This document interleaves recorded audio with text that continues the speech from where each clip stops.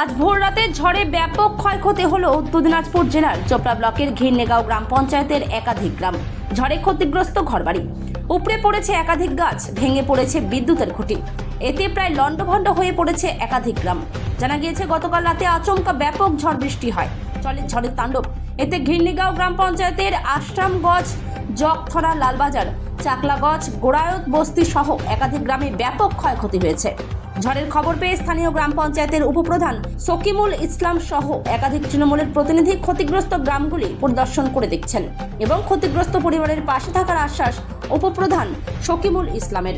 তো 14 তারিখ রাত্রি 11:30টার সময় হঠাৎ ঘূর্ণিঝড় এসে আমাদের এই আশ্রমগঞ্জ অধিকাংশ কৃষক লোক বা গরিব মানুষ, তাদের যে ক্ষয়ক্ষতি হয়েছে, যদি সরকার এদের কোনো সাহায্য সহানুভূতি না করে তাহলে এই দুরবস্থায় এদের ওঠা খুবই মুশকিল।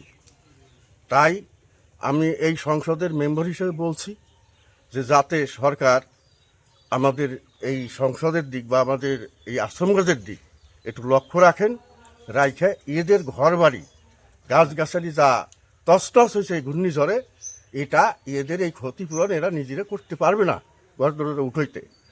তাই আমি সরকারের কাছে বা বিডিওর কাছে আমি অনুরোধ করছি যে এদের যাতে একটু ক্ষয়ক্ষতি পূরণটা ওনারা সনজরে ফিল্টে এসে দেখে করুক।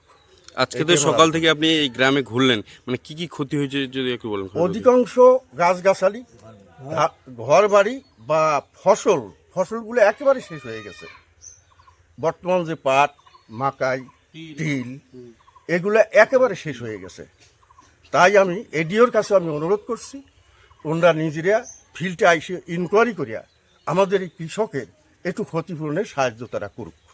আপনার নাম? আমার নাম রঞ্জিত কুমার রায়, গ্রাম পঞ্চায়েত সদস্য। আমি গ্রাম পঞ্চায়েত সদস্য। আগে দুঃখজনক, পুরা মানে গ্রামটা একদম অনেক ঘিন্নিকা, পুরা অঞ্চলেই মানে অনেক ক্ষতি হয়ে গেছে। সবচেয়ে বেশি আমাদের আশ্রামগঞ্জ, ধনসিনগঞ্জ, গোড়ায়ত বস্তি, আমাদের লালবাজার, জগথরা, মানে অনেকগুলো গ্রাম, দোলাপড়া, অনেকগুলো গ্রাম থেকে ফোন আসতেছে। সকালে বিডিও সাহেবের সাথে কথা হলো, বিডিও সাহেব বলল পুরো আপনারা একটু দেখেন, কোথায় কোথায় নিজে ভিজিট করে দেখেন। যতটা সম্ভব আমরা পাশে আছি মানুষের দল, আর যতটা পারবো চেষ্টা করতেছি সমাধান করার জন্য। কিন্তু যেগুলো বড় ক্ষতি, আমি সরকারের কাছে আবেদন করব এটাই, যার অনেকগুলো গরিব মানুষের বড় বড় ক্ষতি হয়ে গেছে, এটার একটু ব্যবস্থা নেওয়া হোক। ঠিক আছে। আমাদের মোটামুটি 11:30 থেকে চালু হয়েছে এই যে ঝড়ের তাণ্ডব। মোটামুটি এটা আমাদের ঘিরনেগাঁও গ্রাম পঞ্চায়েতের জগথরা, আশ্রমগঞ্জ, গোড়াত বস্তি, এই 2-4টা গ্রামের মধ্যে ক্ষয়ক্ষতিটা বেশি হয়েছে। গাছ পড়ে ঘর ভেঙে গেছে, রাস্তাঘাট জাম হয়ে গেছে। তারপরে আমাদের ক্ষেতের ফসল নষ্ট হয়েছে, পাট, তিল, ভুট্টা। আমি এদের এডি অফিসের মাধ্যমে আমি বলবো যে এডি অফিস আধিকারিক যেন আমাদের তাড়াতাড়ি এটা সুব্যবস্থার একটা ইনকোয়ারির ব্যবস্থা করে। আর বিডিও সাহেবকেও বলবো, যেহেতু আমরা ফোন করেছিলাম সকালবেলায় 5টার দিকে, বিডিও সাহেব ফোন করেছিল আমাদের প্রেসিডেন্টকে, যে বলছে যে এটা আমাদের প্রধানকে পাঠিয়ে দেব। হ্যাঁ, তো প্রধান যাবে।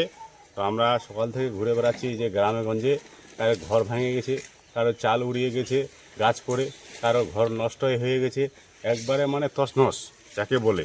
এটা আমাদের যেহেতু গ্রাম অঞ্চলের ব্যাপার, গ্রামগঞ্জ অঞ্চলের তো সেরকম মানুষের টাকা নেই, সেটা খেটে খাওয়া মানুষ।